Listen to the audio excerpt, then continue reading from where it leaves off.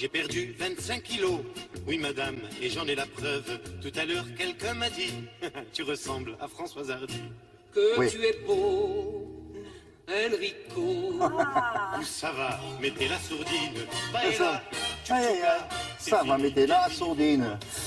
C'est le nouveau régime à la mode. Voilà pourquoi Enrico le chante. Ça nous vient des États-Unis, comme c'est souvent le cas d'ailleurs. Celui-ci s'appelle le fasting. Traduction, le jeûne. Vous mettez un chapeau sur le U. Le jeûne, mais par intermittence. Brigitte va vous expliquer ça. Alors, quel est le but du jeûne et quelle est la définition donc de ce régime-là? Vous l'avez dit, le fasting, c'est le jeûne. Mais c'est évidemment... Alors c'est plus, je dirais, une méthode qu'un régime, parce qu'il n'y a pas d'aliments interdits. Bien sûr, il y a une restriction calorique. Faut-il encore le préciser? Pour maigrir, il faut manger moins. Mais on n'interdit pas... Il n'y a pas de surprise. Voilà, mais on n'interdit pas d'aliments. L'idée, pour les personnes qui préconisent ce fasting, l'idée, ce serait de perdre plus vite du poids et plus vite aussi de la masse graisseuse, notamment au niveau du ventre. Et en pratique, il faut donc pratiquer des périodes d'abstinence alimentaire, c'est-à-dire des périodes de jeûne. Alors, comment le faire? Combien de temps faut-il jeûner? Parce que c'est quand même la grande question. À quel moment? Et à quel moment faut-il jeûner? Alors, il y a une étude qui a été réalisée par des chercheurs américains et des chercheurs anglais qui a donné la réponse. Ils ont pris plusieurs groupes de participants, des volontaires, qui ont été soumis à tous le même nombre de calories en quelque sorte. La ration calorique était la même pour tout le monde, mais dans un groupe, on arrêtait de manger pendant 8 heures. Dans l'autre groupe, on arrêtait de manger pendant 16 heures. Encore un groupe dans lequel on arrêtait de manger pendant 20 heures. Et le dernier, enfin, on arrêtait de manger pendant 24 heures. C'est-à-dire le dernier groupe ne faisait qu'un repas par jour.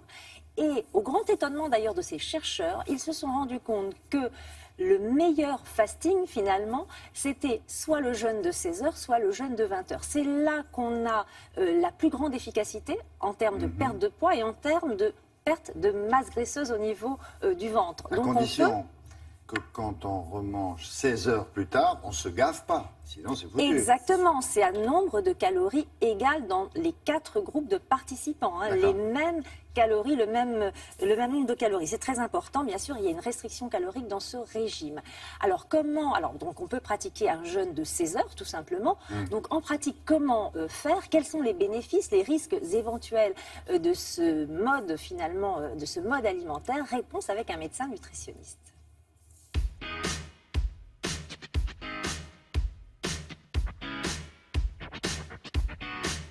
Les dernières études scientifiques ont démontré que le fasting le plus efficace, contrairement à une idée reçue, n'était pas celui de 24 heures, mais celui de 16 heures. En pratique, ça signifie quoi? Soit je m'abstiens du petit déjeuner et je me garantis qu'entre le dîner de la veille et le déjeuner du lendemain se soit écoulé exactement 16 heures et pas moins.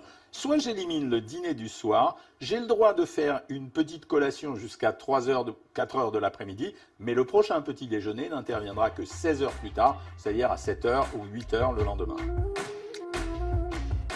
Un jeûne intermittent de 16 heures n'interdit absolument pas de consommer des boissons. Il faut que ces boissons ne contiennent pas d'aliments, donc de sucre, mais on peut très bien prendre du café, du thé, de l'eau, des infusions, voire même un bouillon de légumes qui apportera beaucoup de minéraux.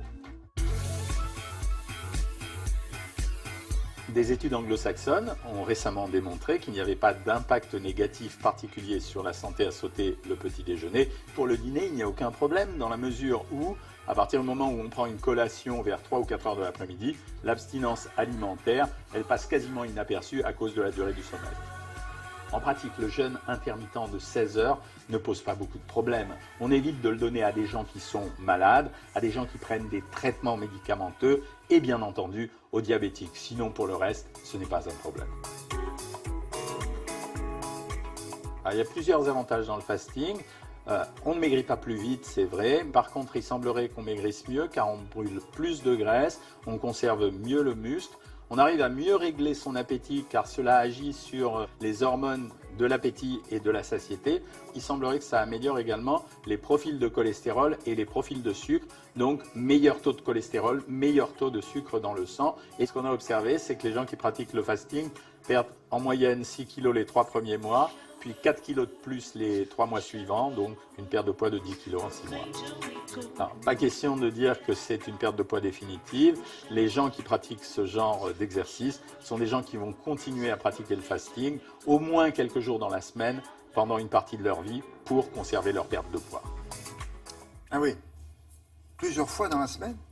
Oui, une fois qu'on a atteint une perte de poids, la perte de Oui. poids qu'on désirait, Oui. mettons on a perdu 5 kilos, c'est sûr que si on remange normalement, Ah, c'est on va foutu. Bah, reprendre c'est des le kilos. principe même de Donc tous les régimes. l'idée Quand du on fasting recommence. qu'on dit Oui. d'ailleurs à la française, c'est pendant 5 jours dans la semaine manger 3 repas par jour et 2 jours ne faire que 2 repas, c'est-à-dire observer ce jeûne intermittent de 16 heures.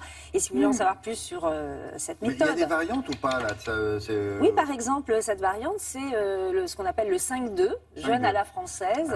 5 jours, 3 repas pas normalement, et 2 jours avec ce jeûne de 16 heures. des- Donc pour en savoir plus, voilà, le livre du docteur Jean-Michel Cohen, J'ai décidé de maigrir, la nouvelle méthode 2 repas, 1 encas, donc c'est aux éditions Flammarion. Le fasting d'un Jean-Baptiste Rive qui est aux éditions Thierry Soucard. Alors là, c'est quelqu'un qui a une personne qui raconte son expérience, son témoignage de fasting. Et puis le régime 5-2 à la française aux éditions Marabout. Très bien, bonne chance.